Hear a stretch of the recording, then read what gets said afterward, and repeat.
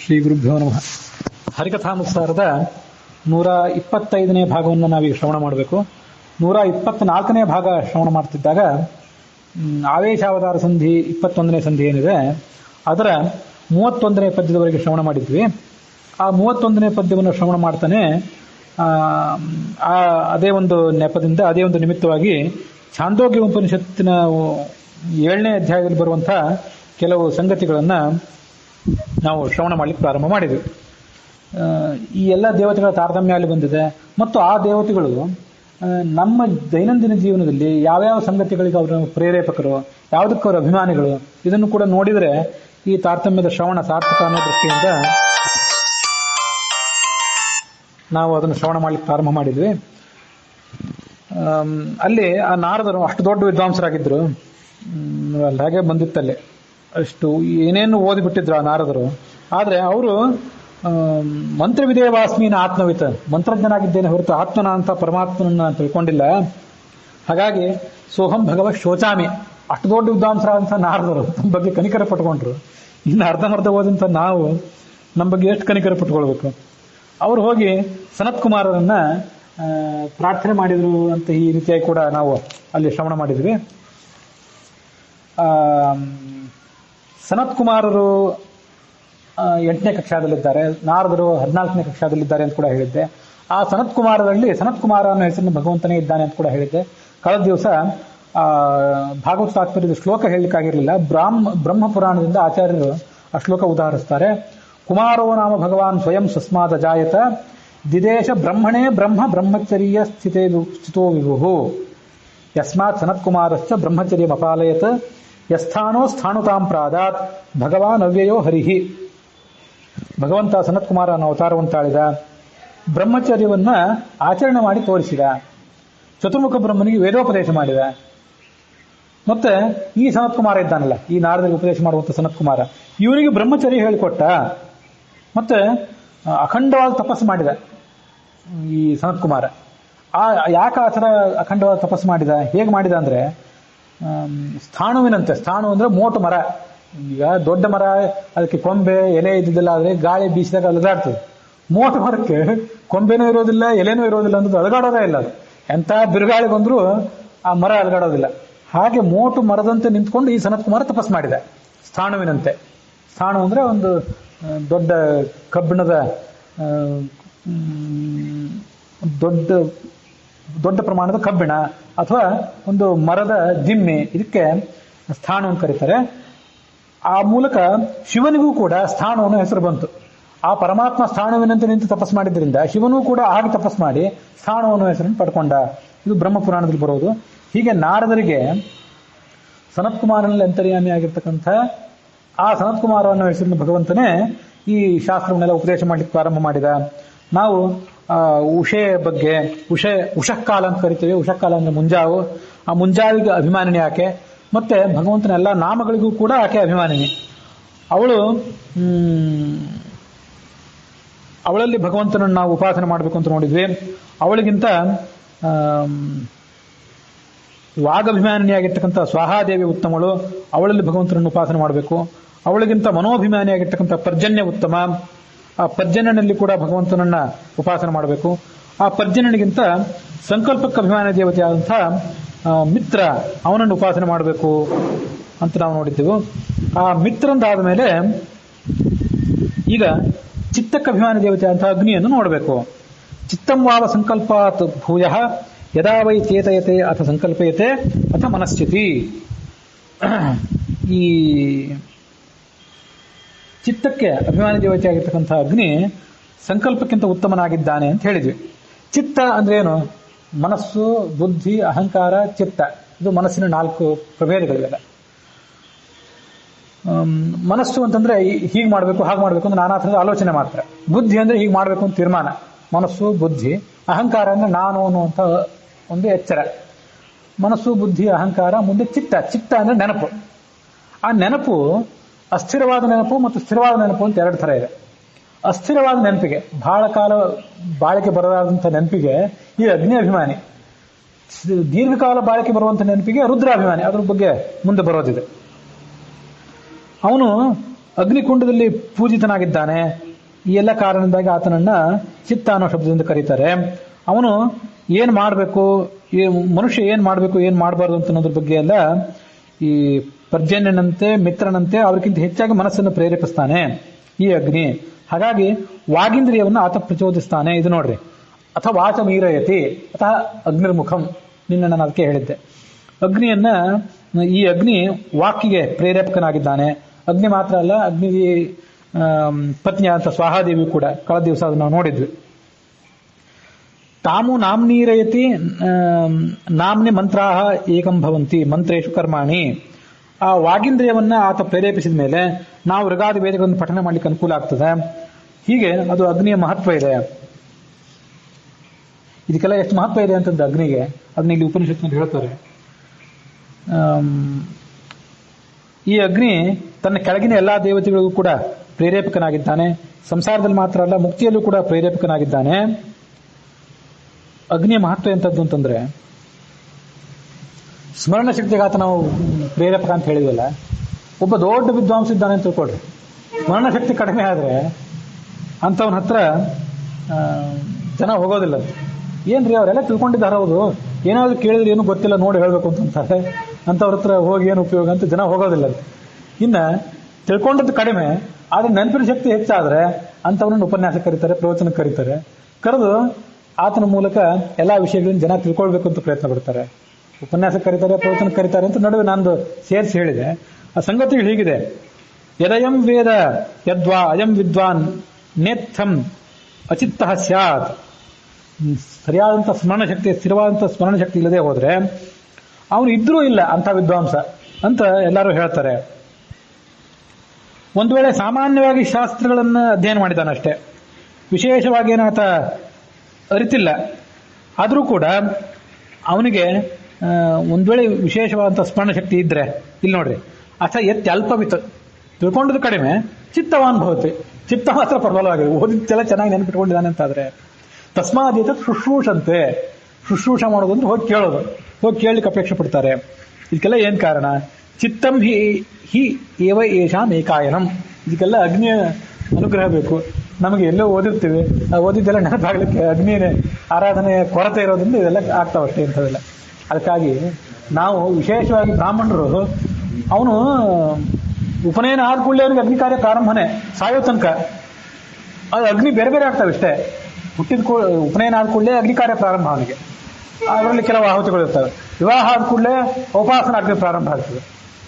ಹೀಗೆ ಉಪನಯನದಿಂದ ಪ್ರಾರಂಭ ಮಾಡಿಕೊಂಡು ಸಾಯೋ ತನಕ ಅಗ್ನಿ ಇದ್ದದ್ದೆ, ಅದೇ ಅಗ್ನಿಯಿಂದಲೇ ಸಂಸ್ಕಾರ ಆಗಬೇಕು. ಸನ್ಯಾಸಿ ಆದ್ರೆ ಮಾತ್ರ ಅಗ್ನಿ ಬಿಡ್ತಾನೆ, ನಿರಗ್ನಿ ಅಂತ ಆ ಸನ್ಯಾಸಿನ ಕರೀತಾರೆ. ಹಾಗಾಗಿ ಇದು ನೋಡ್ರಿ, ನಮಗೆ ಉಪನಯನ 8ನೇ ವರ್ಷಕ್ಕಾಯ್ತು. ಉಪನಯನ ಆಗಿ 35 ವರ್ಷ ಆಯ್ತು ನನಗೆ. 35 ವರ್ಷದಲ್ಲಿ ಅಗ್ನಿ ಕಾರ್ಯನೂ ಒಂದು ಬಾರಿ ಮಾಡಿದ್ದೇನೆ, ಈಗಲೂ ಉಪಾಸನೆ ಮಾಡ್ತೇನೆ, ವೈಷ್ಣುದೇವ ಮಾಡ್ತೇನೆ, ಎಲ್ಲ ಮಾಡ್ತೇವೆ. ಹೌದು, ಅಗ್ನಿ ನಮ್ಮ ಈ ಸ್ಮರಣ ಶಕ್ತಿಗೆ ಉದ್ಬೋಧಕ ಅನ್ನೋ ಸಂಗತಿ ಏನಿದೆ. ಛಾಂದೋಗ್ಯ ಉಪನಿಷತ್ತು ಓದಿದ್ದಿಲ್ಲ ಅಂತಲ್ಲ, ಓದಿದ್ದೇನೆ. ಎಂದೂ ಕೂಡ ಅಗ್ನಿ ಕಾರ್ಯ ಮಾಡುವಾಗ, ಉಪಾಸನೆ ಮಾಡುವಾಗ, ವೈಷ್ಣುದೇವ ಮಾಡುವಾಗ ಇದು ನೆನಪಿಗೆ ಬರಲಿಲ್ಲ.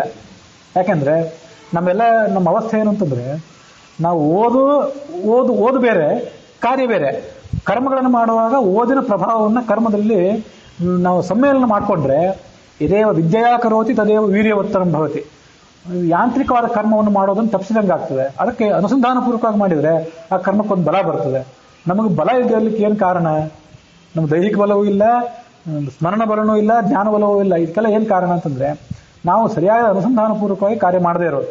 ಅದಕ್ಕಾಗಿ ಆತ ಬ್ರಹ್ಮಚಾರಿಯಾಗಿರಲಿ, ವಿವಾಹಿತನೇ ಆಗಿರಲಿ, ವೈಶ್ವದೇವ ಉಪಾಸನ ಇತ್ಯಾದಿಗಳನ್ನು ಮಾಡುವಾಗ ಅವನು ಆ ಅಗ್ನಿಯನ್ನ ನಿತ್ಯ ಆರಾಧನೆ ಮಾಡಬೇಕು. ಅಗ್ನಿಯನ್ನು ಈ ಅನುಸಂಧಾನಪೂರ್ವಕವಾಗಿ ಆರಾಧನೆ ಮಾಡಬೇಕು. ಮತ್ತೆ ವೈಶ್ವದೇವ ನಿತ್ಯ ನಾವು ಎಲ್ಲಾ ಸತಿ ಮಾಡ್ತೀವಂತಿಲ್ಲ. ಯಾಕೆಂದ್ರೆ ನಮ್ಮ ಮನೆಯಲ್ಲಿ ಅಡಿಗೆ ಆದಾಗ ನಾವು ವೈಶ್ವದೇವ ಮಾಡ್ತೀವಿ, ಬೇರೆ ಕಡೆ ಎಲ್ಲ ಹೋದಾಗ ವೈಶ್ವದೇವ ಮಾಡ್ತೀವಂತಿಲ್ಲ. ಅಲ್ಲೆಲ್ಲೋ ಬೇರೆ ಆಚಾರ್ಯ ಇರ್ತಾರೆ, ಅವ್ರ ನೈವೇದ್ಯ ವೈಶ್ವದೇವ ಇತ್ಯಾದಿ ಮಾಡಿರ್ತಾರೆ, ನಾವು ಭೋಜನ ಮಾಡಿ ಬರ್ತೇವೆ. ಉಪಾಸನ ಮಾತ್ರ ಯಾವತ್ತೂ ತಪ್ಪು ಅಂತಿಲ್ಲ. ಉಪಾಸನ ತಪ್ಪಿದ್ರೆ ಬ್ರಾಹ್ಮಣನೇ ಅಲ್ಲ ಅಂತಿದೆ. ಅಗ್ನಿ ಕಾರ್ಯ ತಪ್ಪಿದ್ರೆ ಬ್ರಹ್ಮಚಾರಿಯೇ ಅಲ್ಲ, ಉಪಾಸನ ತಪ್ಪಿದ್ರೆ ಬ್ರಾಹ್ಮಣನೇ ಅಲ್ಲ. ಹೀಗದು ಶ್ರೌತಾಗ್ನಿ, ಸ್ಮಾರ್ತಾಗ್ನಿ ಅಂತ ಹೀಗೆಲ್ಲ ಇದೆ. ಅಗ್ನಿಹೋತ್ರಿಗಳು ಅಂತ ಆಗಿನ ಕಾಲಕ್ಕೆ ಇರ್ತಿದ್ರು. ಆ ಅಗ್ನಿಹೋತ್ರ ಹೆಸರು ಮಾತ್ರ ಉಳಿದಿದೆ. ಅಗ್ನಿಹೋತ್ರ ಅನ್ನೋ ಶಬ್ದಕ್ಕೆ ಅಗ್ನಿಯನ್ನು ನಿತ್ಯ ಬಿಡದೆ ಆರಾಧನೆ ಮಾಡುವನು ಅಂತ ಅರ್ಥ. ಅದೆಲ್ಲ ಹೋಗಿ ಇವತ್ತು ಹೆಸರು ಮಾತ್ರ ನಮ್ಮ ಜೊತೆಗೆ ಅಂಟುಕೊಂಡಿದೆ ಅಷ್ಟೇ. ಹೀಗೆ ವೈಶ್ವದೇವ ನಮ್ಮ ಮನೆಯಲ್ಲಿ ಅಡಿಗೆ ಆದ್ರೆ ಅದು 4-5 ಜನ ಸಹೋದರರಿದ್ದರೆ ಎಲ್ಲರೂ ವೈಶ್ವದೇವ ಮಾಡ್ತಾರಂತಿಲ್ಲ. ಹಿರಿಯರಾದವರು ನೀವು ಮಾಡಿರಿ ಅಂತ ಬಿಟ್ಬಿಡ್ತಾರೆ. ಉಪಾಸನ ಮಾತ್ರ ನಿತ್ಯ ಆಗಲೇಬೇಕು, ಪ್ರತಿಯೊಬ್ಬನೂ ಉಪಾಸನ ಮಾಡಲೇಬೇಕು ಎಲ್ಲೇ ಇದ್ರು. ಅದೊಂದು ಅತಿ ಎಂದೂ ಮುಗಿಯದಂಥ ಕರ್ತವ್ಯ ಅವನು. ಇದಕ್ಕೆಲ್ಲ ನಾವಿಂಥ ಕರ್ಮಗಳನ್ನು ಬಿಟ್ಟಿದ್ದಕ್ಕೆ ನಮಗೆ ಜ್ಞಾನದ ಕೊರತೆ, ಸ್ಮರಣದ ಕೊರತೆ ಆಗಿರೋದು ಅದರ ಪರಿಣಾಮ, ದುಷ್ಪರಿಣಾಮ. ಚಿತ್ತಮಾತ್ಮ ಚಿತ್ತಂ ಪ್ರತಿಷ್ಠಾ ಚಿತ್ತಂ ಉಪಾಸ್ವ. ಚಿತ್ತಕ್ಕೆ ಅಸ್ಥಿರವಾದ ಸ್ಮರಣ ಶಕ್ತಿಗೆ ಕಾರಣೀಭೂತನಾದಂಥ ಅಗ್ನಿ ಇದ್ದಾನಲ್ಲ, ಅಗ್ನಿ ಒಳಗೆ ಆ ಭಗವಂತನ ಅಂತ ಪರಶುರಾಮ ರೂಪಿ ಅಂತ ಭಗವಂತನನ್ನು ಆರಾಧನೆ ಮಾಡಿದ್ರೆ ನಿಮಗೆ ಇವೆಲ್ಲ ಅನುಕೂಲ ಆಗ್ತವೆ. ಮತ್ತೆ ನೀವು ಹಾಗೆ ಉಪಾಸನೆ ಮಾಡಿದರೆ ಅಗ್ನಿ ವ್ಯಾಪ್ತಿ ಯಾವ್ಯಾವ ಲೋಕದಲ್ಲಿದೆಯೋ ಅಲ್ಲೆಲ್ಲ ಆತ ಸಂಚಾರ ಮಾಡಬಲ್ಲವನಾಗ್ತಾನೆ. ನಾರದರಿಗೆ ಇದರ ತಳವನ್ನೇ ಹೊಕ್ಕು ನೋಡಿಬಿಡ್ಬೇಕು, ಎಲ್ಲಿ ತನಕ ಹೋಗ್ತದೆ ನೋಡೋಣ. ಉಷಾದೇವಿಯಿಂದ ಪ್ರಾರಂಭ ಆಗಿತ್ತು, ಹೋಗಿ ಮುಟ್ಟೋದಲ್ಲಿ ನೋಡಿಬಿಡೋಣ ಅಂತ ಅನ್ಸುತ್ತೆ. ಹಾಗಾಗಿ ಬಿಡಲಿಲ್ಲ ಅವರು. ಅಸ್ತಿ ಭಗವಃ ಚಿತ್ತಾದ್ಭೂಯ, ಚಿತ್ತಕ್ಕಿಂತ ದೊಡ್ಡದಿದೆಯಾ? ಅವ್ರಿದೆ ಅಂದ್ರು. ಚಿತ್ತಾದ್ವಾವು ಭೂಯೋಸ್ತಿ, ಆಯ್ತು ಹೇಳ್ರಿ ಅಂದ್ರು.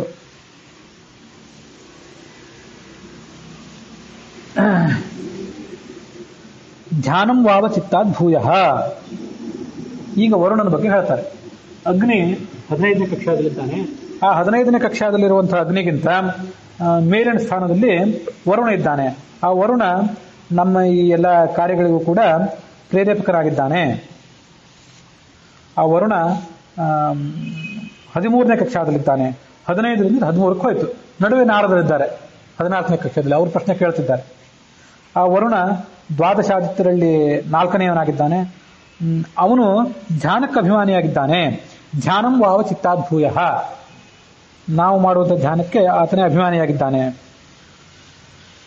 ಹಾಗಾಗಿ ಎಲ್ಲಾ ದೇವತೆಗಳು, ಯಾವ್ಯಾವ ದೇವತೆಗಳು ಅಂದರೆ ಪೃಥ್ವಿಗೆ, ಸ್ವರ್ಗಕ್ಕೆ, ಅಂತರಿಕ್ಷಕ್ಕೆ, ನೀರು, ಪರ್ವತ, ಇದಕ್ಕೆಲ್ಲ ಅಭಿಮಾನಿ ದೇವತೆಗಳು.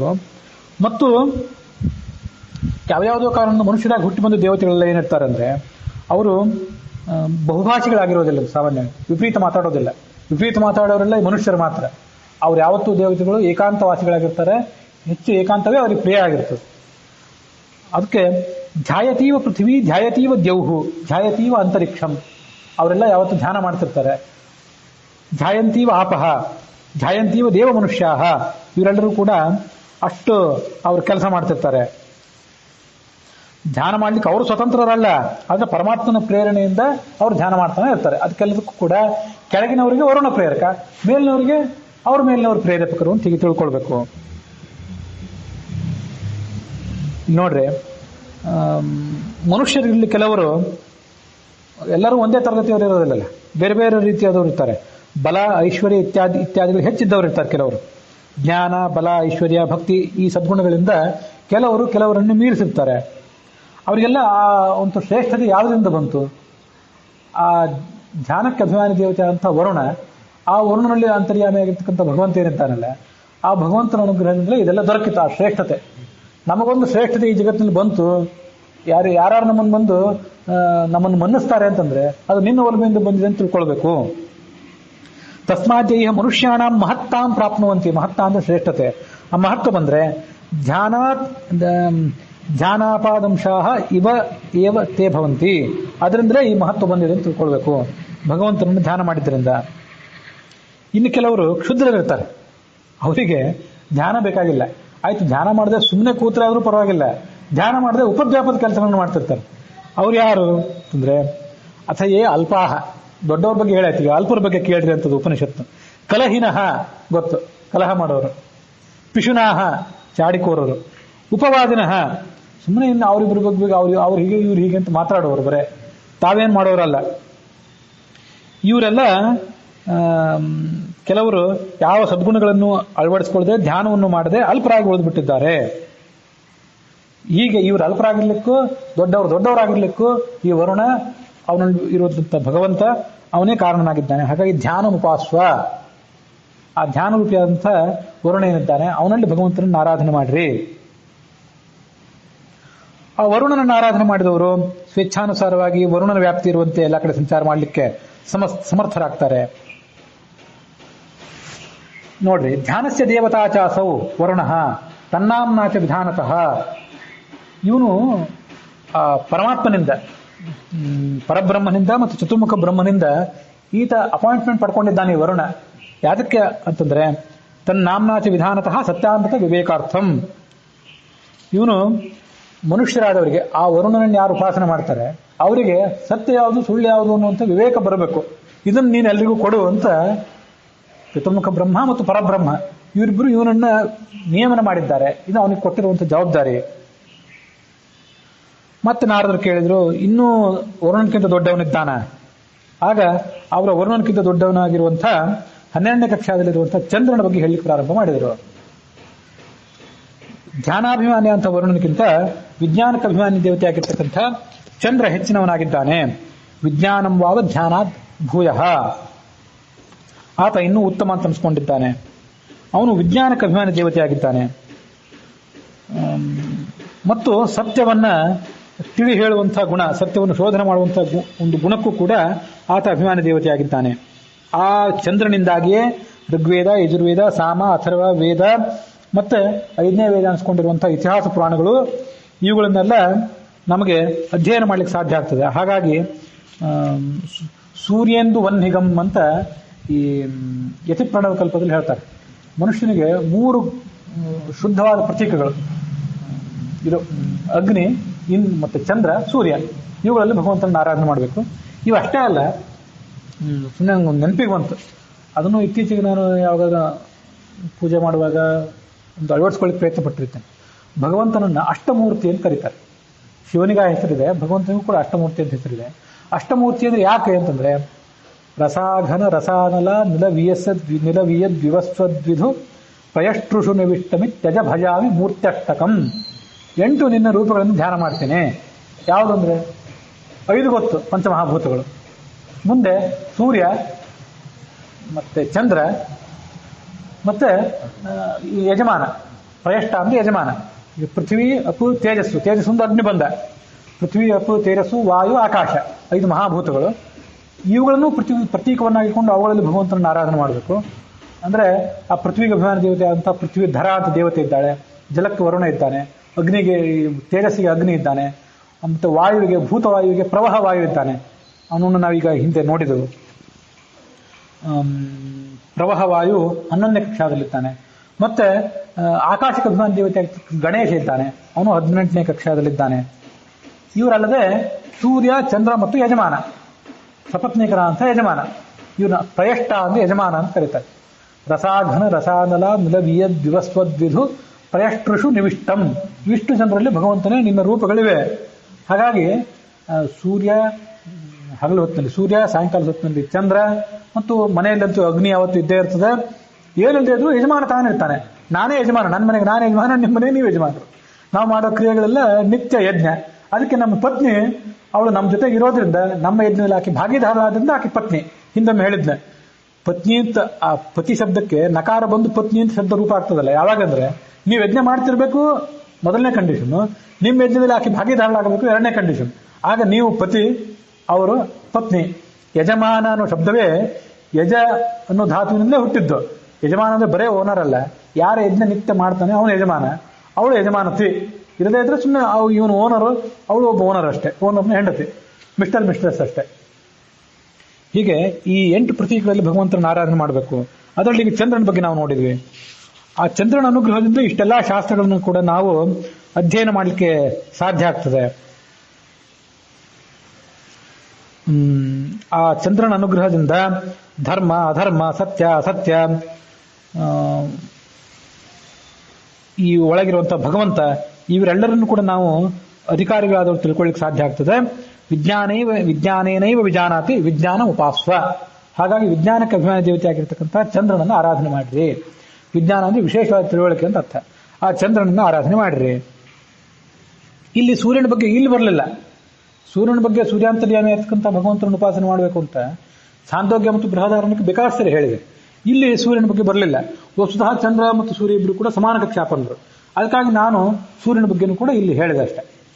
ನಾನು ಮೊನ್ನೆ ಕೃಷ್ಣಾಷ್ಟಮಿ ದಿವಸ ಹೇಳಿದ್ದೆ, ಆ ಷೋಡಶ ಕಲಾ ವಿಶಿಷ್ಟನಾಗಿರ್ತಕ್ಕಂಥ ರೋಹಿಣಿ ಸಮೇತನಾದಂತಹ ಚಂದ್ರನಲ್ಲಿ ಸಂವತ್ಸರ ಅನ್ನೋ ಶಬ್ದದಿಂದ ವಾಚ್ಯನಾಗಿರ್ತಕ್ಕಂತಹ ಮುಖ್ಯ ಪ್ರಾಣನನ್ನು ಆರಾಧನೆ ಮಾಡಿ ಅವನೊಳಗೆ ಭಗವಂತನಂತ ವಿಷ್ಣುವನ್ನು ಆರಾಧನೆ ಮಾಡಬೇಕು ಅಂತ ಹೇಳಿದ್ದೆ. ಆ ಸಂವತ್ಸರ ಅನ್ನೋ ಶಬ್ದವನ್ನು ಮುಖ್ಯ ಪ್ರಾಣನಿಗೆ ಐತರೇಯ ಉಪನಿಷತ್ತು ಕೂಡ ಚತ್ವಾರ ಪುರುಷಾಹ, ಛಂದಃ ಪುರುಷ, ಶರೀರ ಪುರುಷ ಹೀಗೆಲ್ಲ ಹೇಳಿ ಗರುಡ, ಶೇಷ, ರುದ್ರರು ಇವರೆಲ್ಲ ಇದ್ದಾರೆ. ಶರೀರ ಪುರುಷ, ಛಂದಃ ಪುರುಷ ಮತ್ತೆ ಹೀಗೆಲ್ಲ ಹೇಳಿದೆ. ಮತ್ತೆ ಅದ್ರ ಜೊತೆಗೆ ಸಂವತ್ಸರ ಪುರುಷ ಅಂತ ಆ ಭಗವಂತನನ್ನ ಕೊನೆಯದಾಗಿ ಹೇಳಿದೆ. ಅದು ಐತರೇಯ ಉಪನಿಷತ್ನಲ್ಲಿ ಆ ಸಂವತ್ಸರ ಅನ್ನೋ ಶಬ್ದ ಇದೆ. ಅದನ್ನು ನಾನು ಸಂವತ್ಸರ ಅನ್ನೋ ಶಬ್ದವನ್ನು ಬೃಹದಾರಣ್ಯಕ ಉಪನಿಷತ್ತಿಗೆ ಅನುಸಾರವಾಗಿ ಹೇಳಿದ್ದೆ ಮೊನ್ನೆ. ಐತರೇಯ ಉಪನಿಷತ್ನಲ್ಲೂ ಕೂಡ ಅವನ ಬಗ್ಗೆ ವಿವರಣೆ ಇದೆ.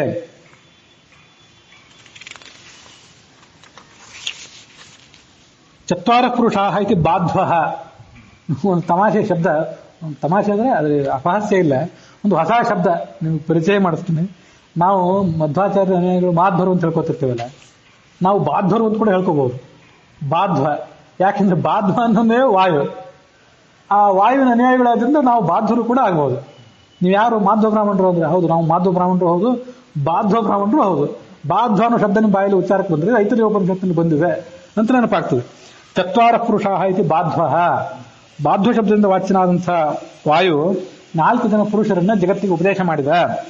ಶರೀರ ಪುರುಷ, ಛಂದಃ ಪುರುಷ, ವೇದ ಪುರುಷ ಮತ್ತು ಮಹಾಪುರುಷ ಅಂತ.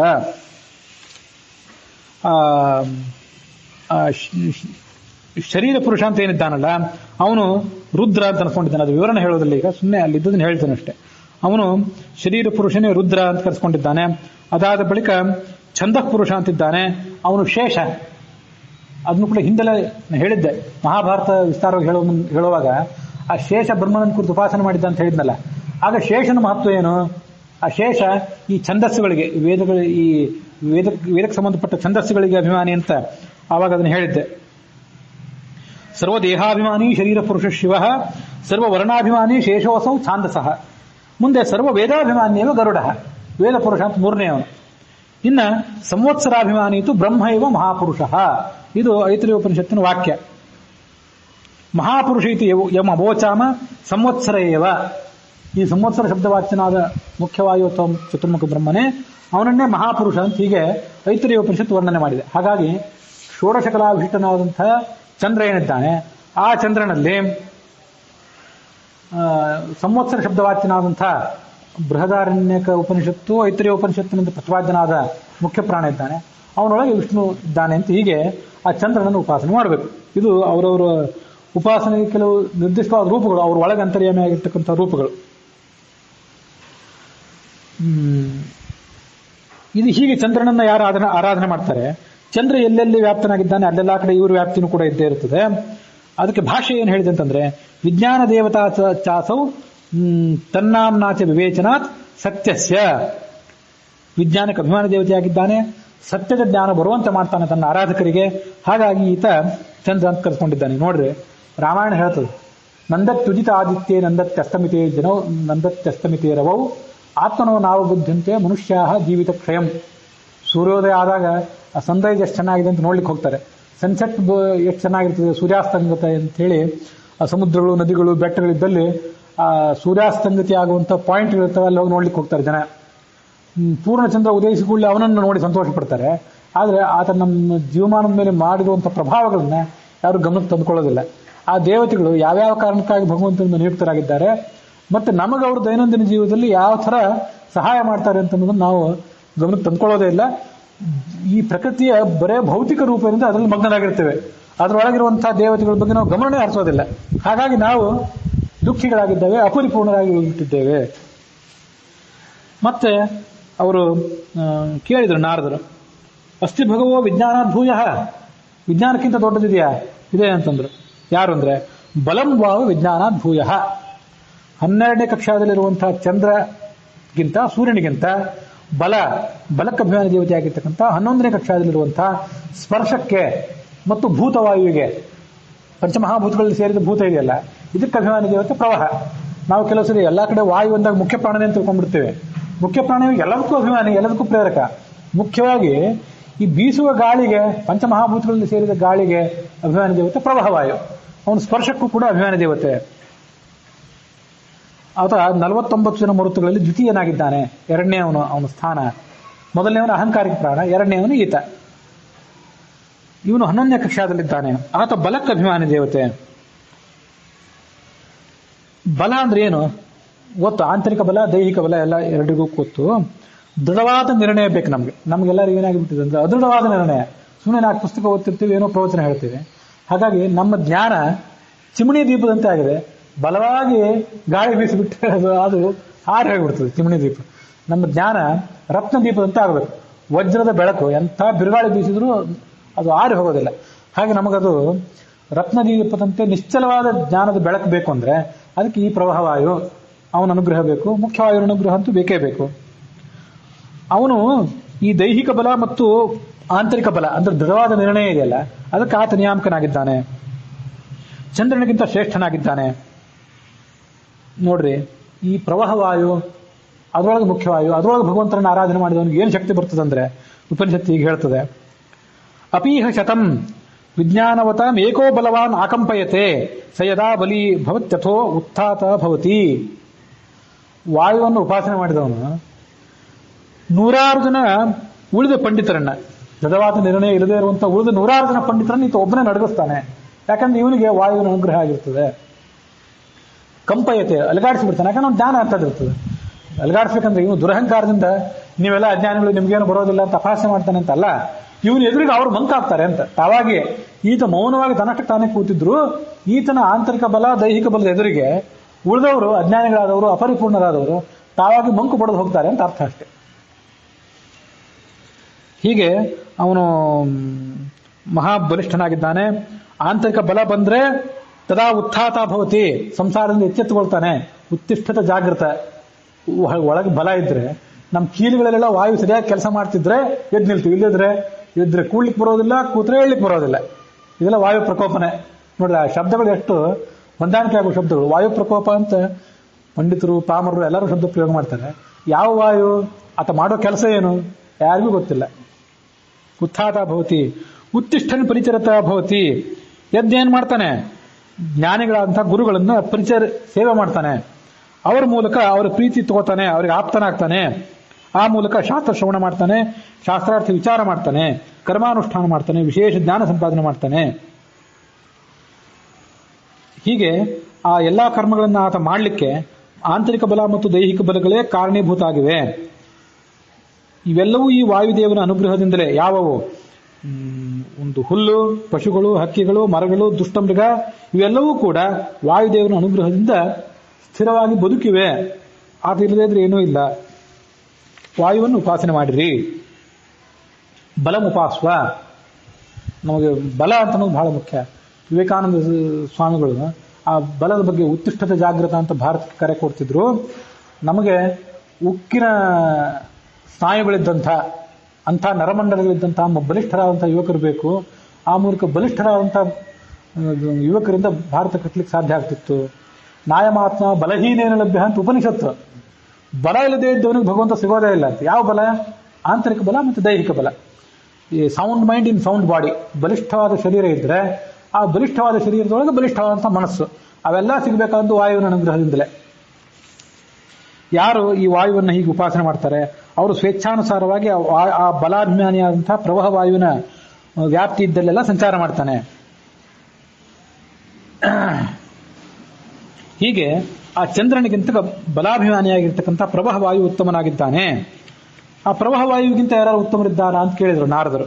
ಇದ್ದಾರೆ ಅಂತ ಆ ಸನತ್ ಕುಮಾರರು ಉತ್ತರ ಹೇಳಿ ಪ್ರಾರಂಭ ಮಾಡಿದ್ರು. ಬಲಕ್ಕೆ ಅಭಿಮಾನಿ ದೇವತೆ ಆಗಿರ್ತಕ್ಕಂಥ ಪ್ರವಾಹನಿಗಿಂತ ಅನ್ನಾಭಿಮಾನಿಯಾದಂಥ ಚಂದ್ರನ ಬಗ್ಗೆ ಸನತ್ ಕುಮಾರರು ಹೇಳ್ತಾರೆ. ಆ ಸನತ್ ಕುಮಾರರು ಏನು ಹೇಳ್ತಾರೆ ಅಂತ ಅನ್ನೋದನ್ನ ನಾವು ನಾಳೆ ದಿವಸ ಶ್ರವಣ ಮಾಡೋಣ.